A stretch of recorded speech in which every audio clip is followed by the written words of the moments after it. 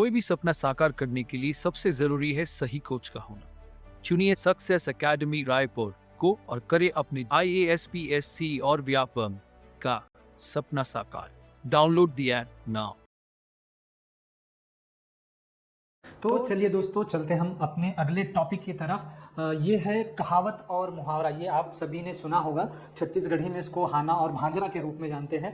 और एक होती है लोकोक्ति और एक जनौरा। तो चारों के अंतर को समझेंगे, अंतर और समानताएं क्या है। तो एक बार देख लेते हैं। जिसको आप मुहावरे के रूप में जानते हैं, मुहावरे, इनको छत्तीसगढ़ी में कहा जाता है भांजरा या भंजरा, ये चलता है छत्तीसगढ़ी में। इसके बाद जो कहावत होती है उनको हाना कहा जाता है।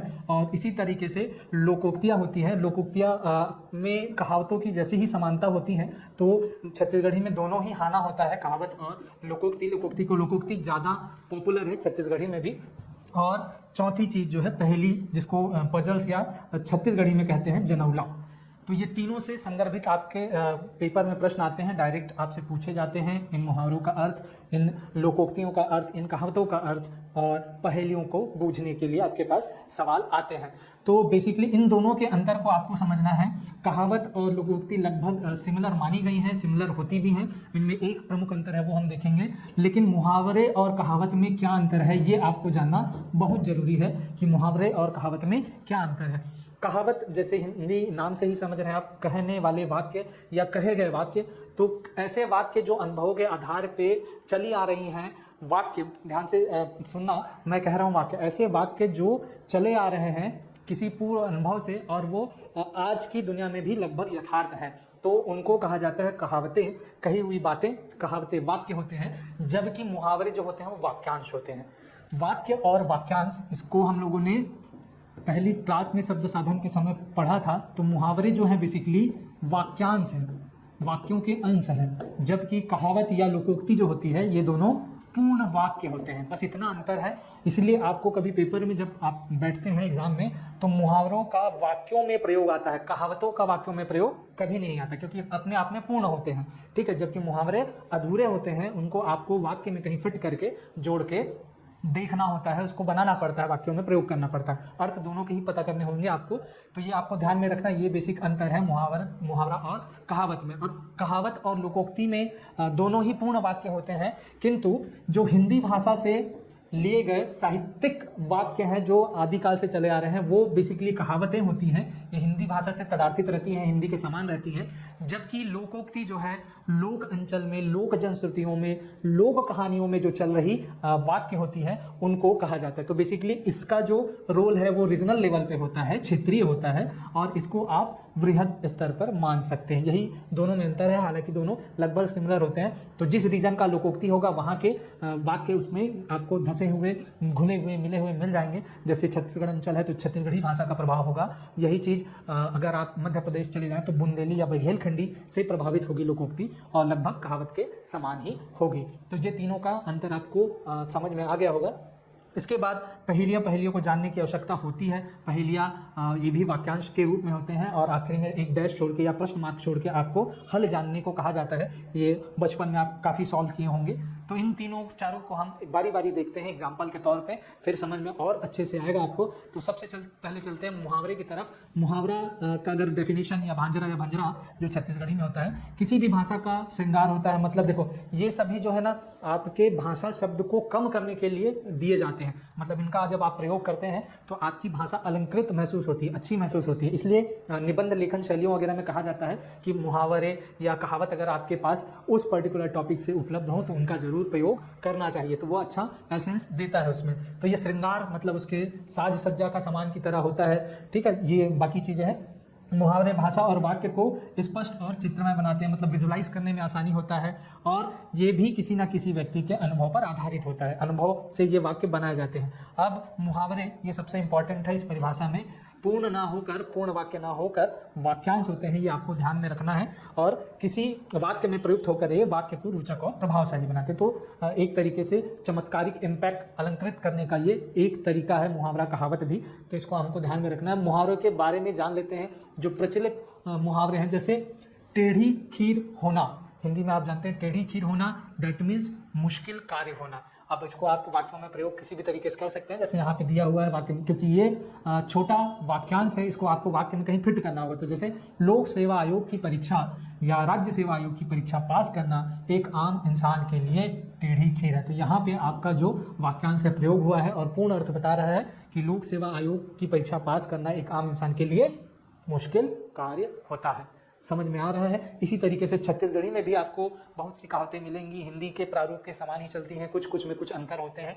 तो इनके जो वृहद एग्जाम्पल हैं ये आपको नोट्स के माध्यम से मिल जाएगी। मैं प्रत्येक को यहाँ नहीं बता रहा हूँ क्योंकि इसमें आपको अर्थ जानना होता है और उनको वाक्यों में प्रयोग करना होता है। तो सभी में मैं कुछ एग्जाम्पल लेके आपको समझा के आगे बढ़ूंगा और मैं उम्मीद करता हूँ कि आप इसको नोट्स के माध्यम से जरूर पढ़ेंगे, क्योंकि बहुत से एग्जाम्पल हैं। अब आप नोट्स अगर आप अपने उठाएं तो आपको मिल जाएंगे, अथाह है उसमें, आपको बस पढ़ना है। और इनको याद करने का सबसे अच्छा तरीका है, इसको जरूर आप गांठ बांध ले कि अपने ही वाक्यों में जब आप प्रयोग करें, जब आप एक दूसरे से बात करें, है ना, अपने लोगों के बीच, अपने दोस्त से जब आप कम्युनिकेशन कर रहे हो, तो कोशिश करें कि मुहावरों और लोकोक्ति और कहावतों का प्रयोग ज़्यादा करें किसी बात को करने। जैसे कहना है मुश्किल कार्य है, अरे यार ये बड़ा डिफिकल्ट काम है, जैसे फ़ोन में बात कर रहे हैं, तो वहाँ पे इसको प्रयोग करने का प्रयास करें कि अरे यार ये काम बड़ा टेढ़ा खीरा है। तो इससे क्या होगा कि आपको ये एग्जाम्पल एट अ टाइम याद भी रहेगा, इसका अर्थ भी याद रहेगा और उदाहरण के तौर पे भी आपको नए नए प्रारूप मिलेंगे। आपको किसी उदाहरण को याद करने की आवश्यकता नहीं होगी।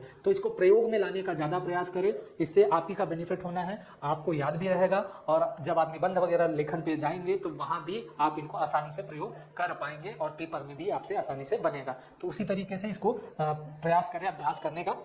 फिर है दूसरा एग्जाम्पल, चैन की बंसी बजाना, मतलब रिलैक्स होना, चिंता मुक्त जीवन बिताना, चिंता मुक्त होना इसका अर्थ होता है। तो इसका प्रयोग करें तो आप, एक बार में मैं नौकरी पा जाऊं फिर उसके बाद चैन की बंसी बजाना ही है। तो जैसे आप लोग भी सोचते हैं कोई एक सरकारी नौकरी हमको मिले और उसके बाद फिर मैं जीवन भर चैन की बंसी बजानी ही है, तो वही ये एग्जाम्पल है उसी के तर्ज पे। इसी तरीके से सिर पर चढ़ना, सिर पर चढ़ना अर्थ है मन बढ़ या अनुशासनहीन होना, मतलब सिर पे चढ़ना दैट मीन्स किसी व्यक्ति का अनुशासन से बाहर जाना, ये तदार्थ होता है। तो इसका प्रयोग आप देख लें, अब क्यों पछताते हो, जब बेटे को सिर चढ़ा रहे थे तब तो खूब अच्छा लग रहा था। तो ये सेंटेंस क्या है, किसी पड़ोसी द्वारा या किसी व्यक्ति द्वारा दूसरे व्यक्ति को कहा जा रहा है कि तुम अब क्यों पछता रहे हो कि पहले तो बेटे को आपने खुली छूट दी, अब वो सर पे चढ़ गया है तो फिर अब गड़बड़ हो गया कहानी। तो ये उस पदार्थ पे वाक्य का प्रयोग है। तो इसी तरीके से आपको बहुत से मुहावरे मिलेंगे, हिंदी में भी मिलेंगे आपको, उनका प्रयोग आप ऐसे ही करते हैं। तो मुहावरों को समझने का और जानने का मैंने आसान तरीका बताया कि अपने कम्युनिकेशन में ज़्यादा इस्तेमाल करें, तो उनके अर्थ आपको लंबे समय तक याद रहेंगे और आप खुद भी प्रयोग कर पाएंगे। और किसी व्यक्ति के सामने जब इन टाइप की चीज़ों को, मुहावरे या कहावतों के साथ में आप बात करेंगे तो आपका व्यक्तित्व भी निखर के आता है कि इनके नॉलेज में ये सारी चीज़ें भी हैं, राइट। चलिए चलते हैं, नेक्स्ट जो है हमारा कहावत, ये है हाना, जिसको छत्तीसगढ़ी में कहते हैं। ये पूर्ण वाक्य होता है, ये आप जानते हो। इसमें भी बाकी सारी चीज़ें मुहावरों की तरह है, इसका पूरा एक डेफिनेशन है। इसको आप चाहो तो अपने तर्ज पे ध्यान पे रखें, हिंदी वगैरह में अगर परिभाषा पूछ सकता है तो इसको उस तरीके से आप लिख भी सकते हैं। तो उनकी चीज़ें हैं, ये किसी की कही हुई बात होती है, ठीक है, सारी कही हुई बात को कहावत नहीं कहा जाता। हाँ, ये भी बात है कि हर कोई बात, क्योंकि कही हुई बात तो बहुत कुछ होती है, हम भी कहते हैं, आप भी कहते हैं, हर बात कहावत या मुहावरा नहीं हो सकता। उसमें जब तक एसेंस नहीं होगा, उसमें जीवन के मूल नहीं होंगे, अनुभव उसमें नहीं जुड़े होंगे, तब तक वो कहावत या मुहावरा नहीं होते हैं। तो ये आपको ध्यान में रखना है। चलिए कहावतों के कुछ एग्जाम्पल देख लेते हैं। जैसे ये छत्तीसगढ़ी एग्जाम्पल है सीधा कहावत का, या हाना कह सकते हैं आप। धान और बांभन के एक के हाल, धान और बांभन, धान मतलब चावल जिससे निकलता है, धान की बाली, और बांभन दैट मीन्स ब्राह्मण के एक के हाल। धान और ब्राह्मण में अनेक भेद होते हैं। अच्छा, ये धान और बांभन एक के हाल के एक के हाल। तो देख, जैसे धान की बालियां भी डिफरेंस होती हैं, अलग अलग जगहों पे अलग अलग वैरायटीज़ मिलती है, वैसे ही पंडितों में भी वेरिएशन पाया जाता है। ये एक कहावत कहना चाह रहा है। उसी तरीके से आदमी में नौवा और चिड़ई में कौवा। तो ये आदमी में नौवा मतलब नाव, या जिसको नाई के रूप में जानते हैं हिंदी में आप, और कौवा यानी पक्षी, ये कौवा पक्षी है। तो ये दोनों समान होते हैं, ये कहना चाह रहा है। मनुष्य में नाई और पक्षियों में कौवा किस रूप में समान होते हैं, तो चतुरता में समान होते हैं, ठीक है। चिड़िया में पक्षी जो कौवा होता है काफ़ी तेज होता है, उसको आप कभी मारने का प्रयास करें तो वो पहले ही उड़ जाता है, उसका सिक्स सेंस काफ़ी तेज होता है। वैसे नाई भी चतुर होते हैं। ये कहावत का अर्थ है। उसके बाद उल्टा पुल्टा भय संसार, नाव के मुड़ले मुड़े लुहार। तो ये खलबली की बात चल रही है कि भाई संसार जो है उलट पुलट चल रहा है। काम, नाव का काम क्या है? नाई का काम है बाल काटना, जबकि नाव के मुड़ मतलब मूड़ी, सर को कौन काट रहा है या उसके बाल की कटिंग कौन कर रहा है? लोहार। तो लोहार का काम है लोहा ढालना, लोहे के काम करना। लेकिन अगर लोहार नाव का सर मुड़ रहा है या उसके बाल कटिंग कर रहा है तो कुछ ना कुछ उल्टा पुल्टा हो रहा है। तो यही है, जमाना बदल गया है, धारा विपरीत है। इसके तदार्थ में ये कहावत प्रयोग की जाती है। फिर लोकोक्ति के बारे में जान लेते हैं। इसके हमने परिचर्चा कर ली है कि ये किसी विशेष स्थान पर प्रसिद्ध हो जाने वाले कथन है और ये लोक अंचल पे रीजनल वाइज चलता है। ठीक है, दूसरे शब्दों में अगर इसको कहे तो किसी प्रसंग विशेष में उद्धृत है ना। प्रसंग मतलब वही कथा कहानी, लोकोक्ति जनश्रुति में ये ज़्यादा तदार्थित होते हैं। लोक उक्ति, लोक में जारी शब्द है इसका अर्थ, तो लोकोक्ति ये चीज़ें होती हैं। तो कहावत लोकोक्ति आपको नोट्स में भरपूर मिल जाएंगे, उसको पढ़ के समझना है, उनके अर्थों को याद रखना है और कोशिश करें जितना ज़्यादा हो सके वाक्यों में प्रयोग करने का। ठीक है, कुछ एग्जाम्पल देख लेते हैं इनके भी लोकोक्तियों के। जैसे कोयली और कौआ बोली ले चिन्हाथे, कोयली और कौआ बोली ले चिन्हाथे। कोयली मतलब कोयल के लिए यहाँ प्रयोग हुआ है, छत्तीसगढ़ी में कोयली कह देते हैं। कौआ कौआ हो गया तो वो बोली से ही पहचान में आता है। देखो दोनों का कलर सिमिलर होता है, पक्षियों का साइज भी आप अगर देखे होंगे कोयल और कौवे को तो लगभग सिमिलर होता है। अगर दूर से आप देखो तो आसानी से पहचान नहीं पाओगे।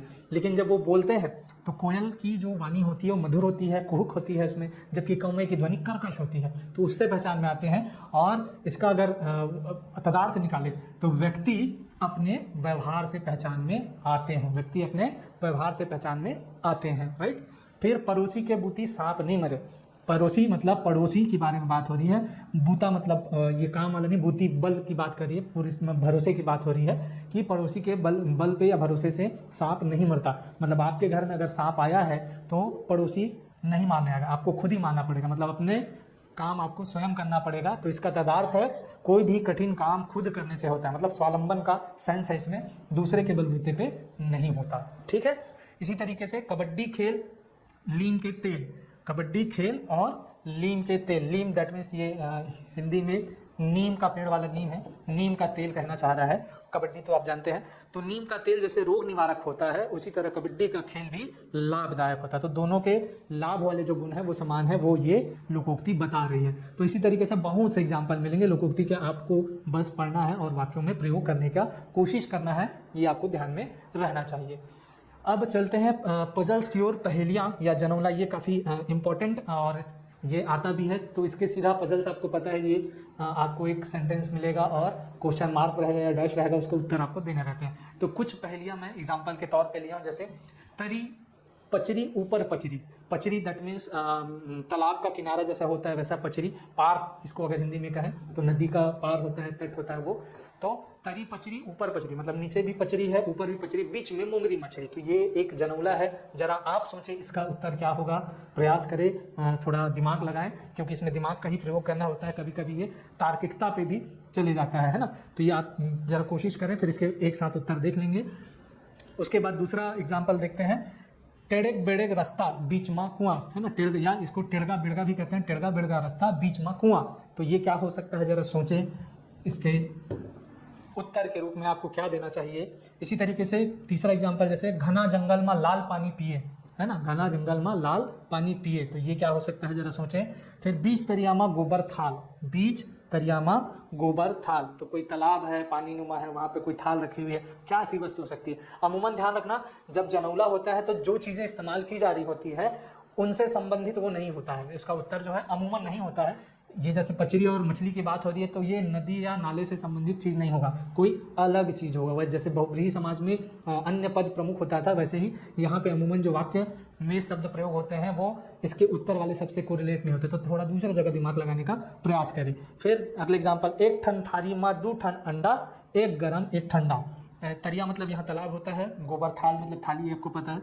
एक ठन थारी, थारी मतलब फिर से थाल में 2 ठन अंडा, अंडा और एक गरम एक ठंडा। तो एक सिंपल सा वो है, प्रश्न है, जरा इसके बारे में भी सोचते जाएं आप लोग, अपने मन में उत्तर रखें, फिर एक साथ आपको दिखाते हैं इनके उत्तर क्या होते हैं।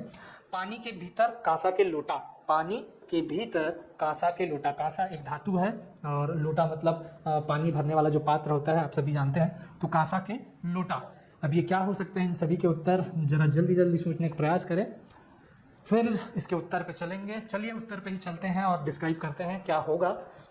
ये है तरी पचरी, ऊपर पचरी, बीच में मोंगरी मछली। मोंगरी एक मछली का प्रकार है जो काफ़ी चिकनी मछली होती है। अगर आप इसको कॉमनली हाथ में पकड़ने का प्रयास करें तो स्लिप हो जाता है, तो वैसे ही जैसे आपका जीभ। तो इसका उत्तर है जीभ। जीभ भी बहुत स्लिपी होता है। और ऊपर पचरी नीचे पचरी, मतलब ऊपर पार, ऊपर तालू है, नीचे आपके तालू है और बीच में वो मोंगरी मछली फंसी हुई है, तो उसका सही उत्तर हो गया जीभ। टेढ़क बेढ़क रास्ता बीच में कुआं, तो टेढ़गा बेढ़गा रास्ता बीच में कुआं, इसका सही उत्तर है कान, है ना। ये शरीर से संबंधित अंग वाला पहेली है। तो अगर आप अपने कान का स्ट्रक्चर देखो तो इधर टेढ़ा रास्ता, इधर मेढ़ा रास्ता, ऐसे ऐसे है और बीच में जाके एक ठो कुआं है ना। इसके लिए उपयोग हुआ। फिर घना जंगल में लाल पानी पिए, तो घना जंगल में लाल पानी, घना जंगल दैट मीन्स आपका सर, और उसमें जो बाल है वो घना जंगल, और उसमें अगर जूं है तो वो लाल पानी पिएगा, खून पिएगा। तो देखो चीज़ें जो ली गई है जंगल, पानी और उससे संबंधित वो नहीं है, वो किसी और तीसरे जगह पे तदार्थित होता है। इसी तरीके से 20 तरियामा गोबर थाल, 20 तरियामा गोबर थाल, ये हो गया कछुआ। ये थोड़ा सा रिलेटेड है कि तालाब के बीच में एक थाल के समान, क्योंकि कछुए का आप स्ट्रक्चर देखें तो थाल नुमा होता है, वो पलट के अगर आप उसको देखें तो उसी के तर्ज पे है। तो ये कछुआ हो गया। एक ठन थारी में 2 ठन अंडा, एक गर्म और एक ठंडा। तो यहाँ थारी का सेंस आसमान या अंतरिक्ष को लिया गया है, और एक गर्म और एक ठंडा, तो एक को सूर्य या सूरज और दूसरे को चंदा या चांद चंद्रमा माना गया। तो इसका उत्तर सही सूरज और चंद्रमा हो गया। उसी तरीके से पानी के भीतर कांस के लोटा, ये सूर्य के लिए इस्तेमाल हुआ है। पानी के भीतर कांस के लोटा, मतलब आकाश को पानी माना गया है, और कांसे का रंग भी सुनहरा, जो सूर्य का कलर होता है प्रातःकालीन, वैसा ही कलर होता है, तो उसके समरूप उसको माना गया। तो इसी तरीके से अन्य पहेलियां भी होंगी, पहेलियां भी आपको आपके नोट्स में मिल जाएंगी, उनको एक बार पढ़ें और प्रयोग में करने का, मतलब अपने वाक्यों में प्रयोग में लाने का प्रयोग करें। और इनका सबसे अच्छा आसान तरीका है, इनको एक बार 2 बार रिवाइज करें तो आपको जल्दी जल्दी याद आने लगता है। ठीक है।